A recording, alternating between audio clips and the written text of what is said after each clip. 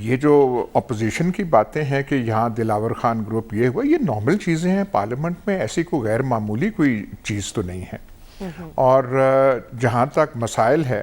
کہ جی حکومت کچھ ہونے والا ہے، یہ تو ہر تیسرے مہینے تاثر یہاں پہ ملتا ہے کہ کچھ ہونے والا ہے۔ ایسی کیا غیر یقینی صورتحال ہونی چاہیے، اس کا اثر پھر تمام چیزوں پہ پڑتا ہے، اوورسیز انویسٹمنٹ پہ پڑتا ہے، باقی چیزوں پہ پڑتا ہے۔ ہمارے بہت سارے مسائل ہیں، کوئی پرابلمز کو چلے گئے ہیں، انہوں نے 33 یا پتہ نہیں کتنے وہ بل پاس کروا لیے ہیں، سینٹ سے بھی کچھ پاس ہو گئے ہیں، تو کیا ہوا ہے ان کا کوئی اکنامک سچویشن، معاشی صورتحال جو ہے وہ اچھی ہو گئی ہے؟ کل کلاں پھر وہ وزیر آباد یا جیلم پل والا کوئی ہنگامہ ہو تو کوئی بہتر پوزیشن میں ہوں گے اس کو فیس کرنے کے لیے؟ یہ پارلیمنٹ کی وقتی باتیں ہیں، اپوزیشن نے کوئی ان کو نکالنا تو نہیں ہے۔ ان کی جتنی ٹرم رہ گئی ہے وہ پوری کریں گے، لیکن یہ جو تماشا پاکستان کے ساتھ ہو رہا ہے، ٹرم تو پوری ہوگی۔ ٹرم تو زرداری صاحب کی حکومت جو تھی، جس میں وزیر اعظم یوسف رضا گیلانی تھے اور بعد میں ایک آدھ اور آئے تھے صاحب، انہوں نے بھی 5 سال پورے کیے تھے،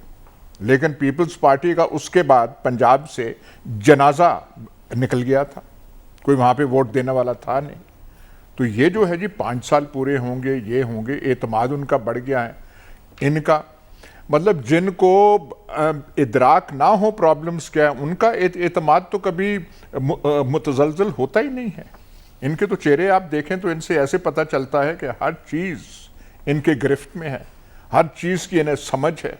اور پتہ نہیں اکنامک سچویشن جو ہے،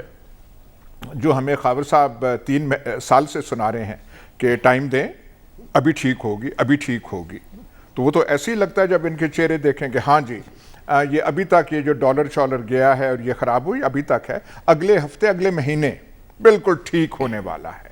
کیونکہ وہ جو بڑے جو وہ میکرو اکنامکس جو ہیں، جو بڑے فگر ہیں وہ ٹھیک ہو رہے ہیں، کرنٹ اکاؤنٹ ٹھیک ہو رہا ہے، باہر سے پیسہ آ رہا ہے،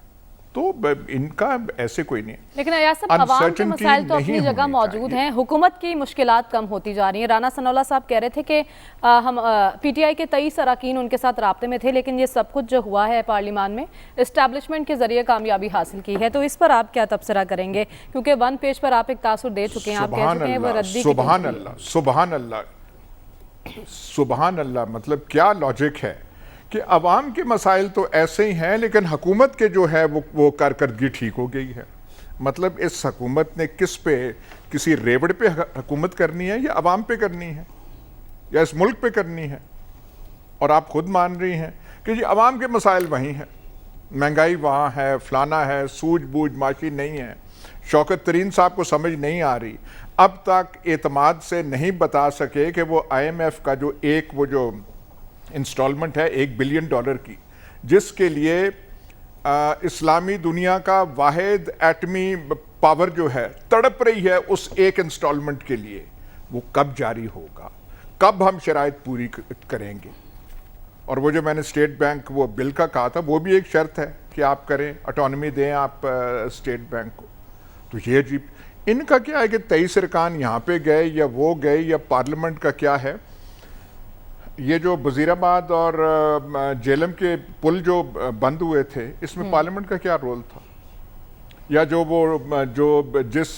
تجربے سے پنجاب پولیس گزری، اور ان سے کبھی پوچھیں، ان کے ہائی اپ سے پوچھیں، ان کی قیادت سے پوچھیں کہ کیا گزری پنجاب پولیس پہ، اور پھر حکومت کا رد عمل کیا تھا؟ وہ اپنی جگہ سارے مسائل ہیں، یہ پارلیمنٹ میں ہوتے رہے گئے، تقریر، شور شرابہ، یہاں پہ بل پھینک دیا، وہاں پہ بل پھینک دیا، اس سے تعلق کیا ہے روزمرہ کے مسائل؟ یہ پارلیمنٹ میں آپ کہہ رہے ہیں کہ روٹین کی کارروائی ہے۔ سلمان صاحب، آپ کو بھی ایسا لگتا ہے اپوزیشن کا اچانک غیر معمولی طور پر متحد ہونا، لیکن ایوان میں انہیں ناکامی کا سامنا کرنا پڑتا ہے، یہ ایک روٹین کا معاملہ لگ رہا ہے آپ کو، یا پس پردہ کچھ اور حقائق ہیں؟ دیکھیں، جب آپ اپوزیشن کو ڈسکس کر رہے ہیں تو 2 چیزیں ہیں کہ اپوزیشن کا رول کیا ہوتا ہے جمہوری سسٹم کے اندر، اور پاکستان کی اپوزیشن نے اپنا کردار کیا ادا کیا ہے۔ ایک مؤثر اور مضبوط اپوزیشن جو ہوتی ہے، اس کا یہ کام نہیں ہوتا کہ جی حکومت کو گرانا ہے، ہٹانا ہے یا گھر بھجوانا ہے۔ کہ یہ اتنی ہی مراعات لیتے ہیں جتنی حکومتی اراکین کی ہوتی ہیں، اور یہ فیصلہ تو لوگ کرتے ہیں نا کہ کس کو آپ نے حکومت کا رول دینا ہے، کس کو آپ نے اپوزیشن کا دینا ہے. اور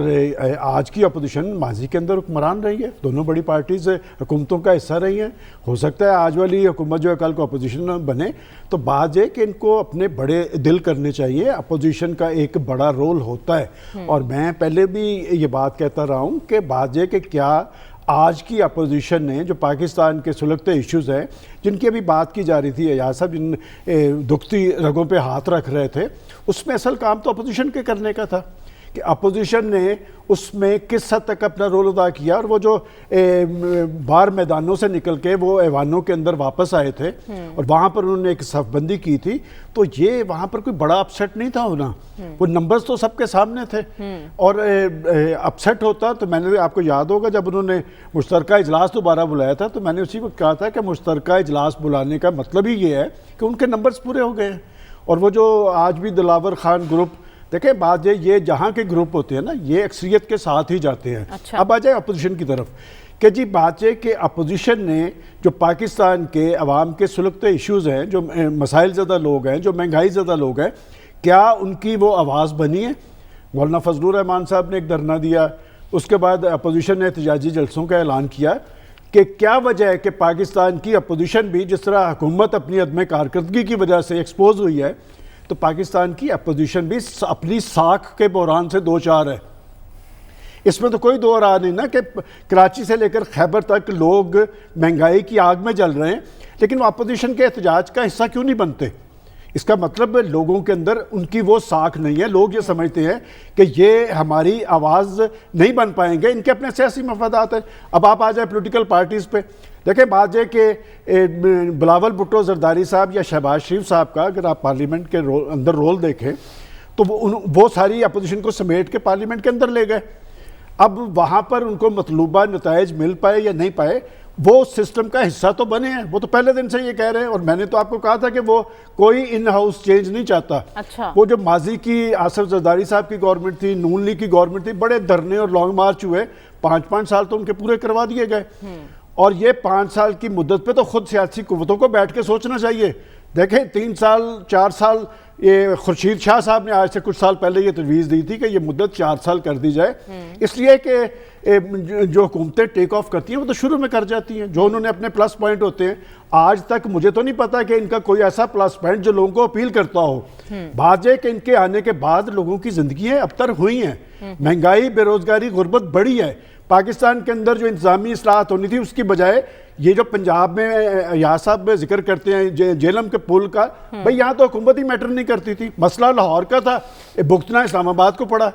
اور پھر آپ نے واپس لاہور کو بھیج دیا. دیکھیں یہ کہ اپوزیشن بھی اگر حکومت ناکام ہے تو اپوزیشن بھی پوری طرح سے نااہل ہے، اور یہ چیز جو ہے یہ پاکستان کی سیاست میں لوگوں کے اندر مایوسی پیدا کر رہی ہے.